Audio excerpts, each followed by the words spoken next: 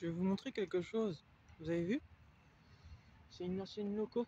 On est, je vous laisse voir. On est à la gare de Coppère ici. Voilà.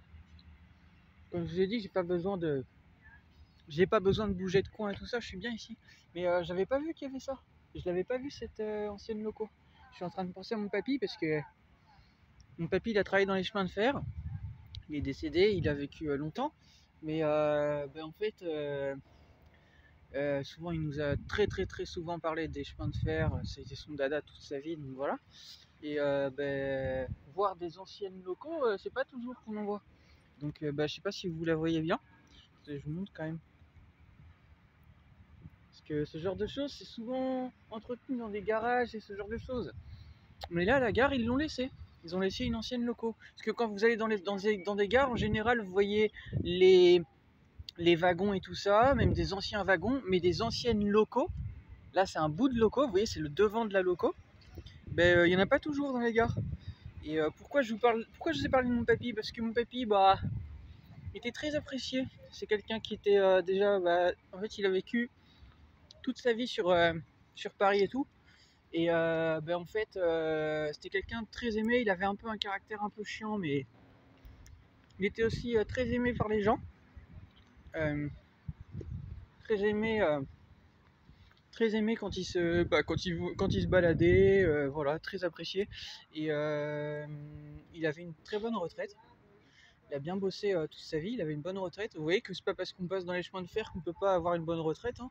La preuve, il avait une très bonne retraite parce qu'en fait, il dépensait pas son argent, il était comme moi en fait. Voilà, sur ça il m'aimait beaucoup parce que en fait il savait que j'avais eu des problèmes de santé et tout ça, il était peiné pour moi mais aussi il voulait le meilleur pour moi, donc mon papy c'était quelqu'un dans le même caractère que moi, c'est-à-dire il était très, comment on dit ça, il était pas radin, non pas du tout, parce que il savait donner de l'argent mais il était très économe, voilà. Voilà, vous voyez, souvent je vous ai parlé de Nekfeu, Nekfeu c'est le contraire, il a dit il est pas économe. Mon papy, lui et moi, on était économe, on était le contraire de Nekfeu. Enfin, je suis le contraire de Nekfeu. Voilà. Donc, vous voyez, je partage son message aussi à mon papy qui est décédé. Il a vécu très longtemps, pas loin de 100 ans.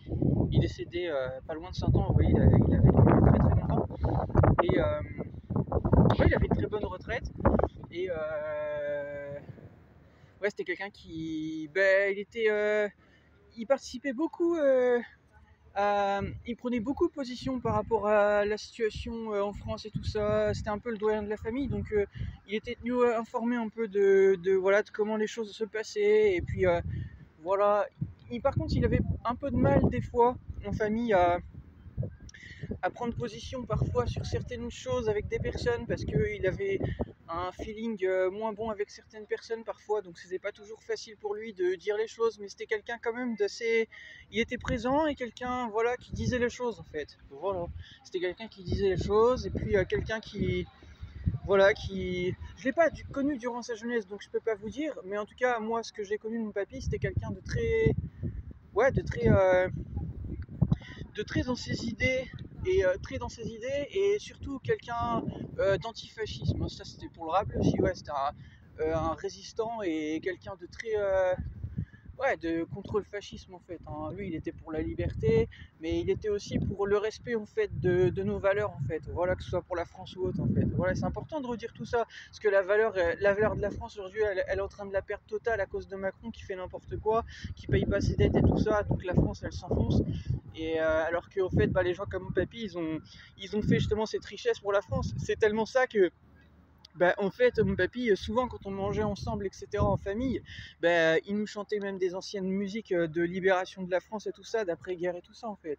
Tellement, justement, la guerre, ça l'a marqué, mais aussi, il voulait justement qu'on se souvienne du message positif qui est que, en fait, on a gagné la guerre, en fait. On a réussi à gagner la guerre parce que, justement, on a su dire non, en fait. On a su résister à l'ennemi, en fait. Voilà.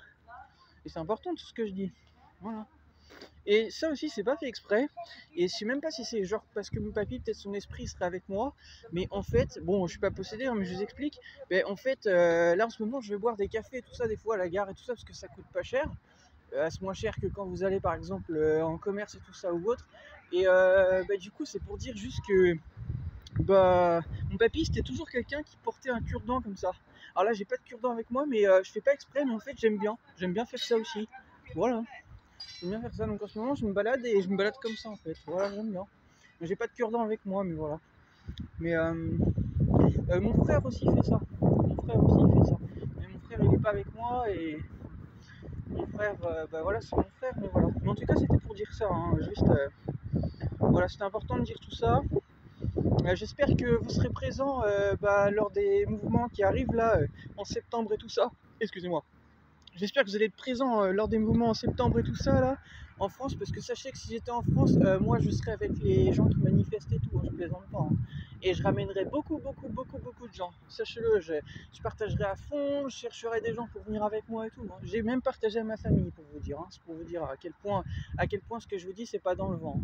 Voilà, je le fais, comment on peut dire ça, multigénérationnel en fait. C'est pour moi, pour les anciennes générations, pour mon papy qui est décédé, tout ça en fait, ce que je vous dis en fait. C'est pour toutes les personnes, âgées ou pas en fait, qu'on n'a pas respecté pour nos retraites et pour tous les salaires qui devraient être meilleurs, nos conditions de travail qui devraient être meilleures et tout ça en fait. C'est pour tout le monde en fait.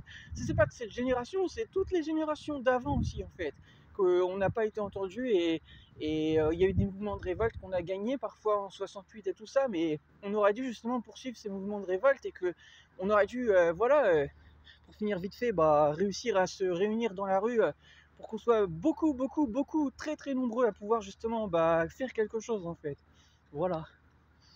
Et là, j'ai vu aussi pour finir vite fait des vidéos de personnes qui du coup ont fait, il y a un ancien chef de la police et tout ça qui a fait une vidéo pour justement dire aux flics en fait tout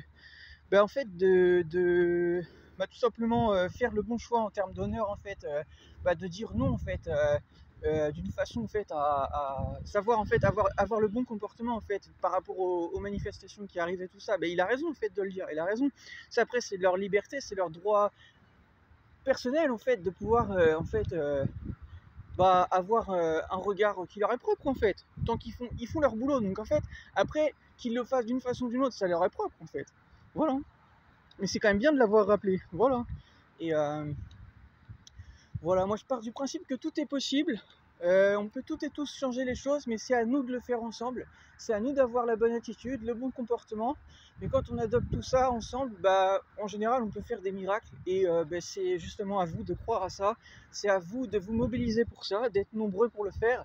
Mais sachez que si vous êtes nombreux et nombreuses, ça peut faire quelque chose. Hein. On voit que justement, si justement vous décidez comme des patrons et tout ça de fermer vos entreprises des moments et tout ça, des jours, etc., et de rien lâcher, ça va les foutre dans la merde. Sur le nombre de personnes, vous allez vraiment les foutre dans la merde, vous allez vraiment créer quelque chose. Donc c'est à vous de croire à ça. Voilà. Moi après je suis personne sur ça pour vous le dire, parce que je n'ai pas d'entreprise actuellement que je gère. Mais en tout cas, bravo aux personnes qui osent ça. Et moi, je vous dis, lâchez rien, allez au bout de ce que vous avez à faire, mais surtout, soyez solidaires en fait. Soyez dans l'unité totale en fait. Et dites-nous à M. Macron, parce que M. Macron, il fait n'importe quoi. Il est embauché par des personnes qui, en fait, sont complètement perchées. Donc, il y a un moment donné, il va falloir arrêter le bordel. Et puis, il va falloir remettre les trains sur les rails, si vous voyez ce que je veux dire. Voilà. Sur ce, tout est dit. Message transmis. Je vous partage cette vidéo dès que je peux. Je vous dis bonne journée. Lâchez rien. Et allez au bout de vos idées comme je le fais.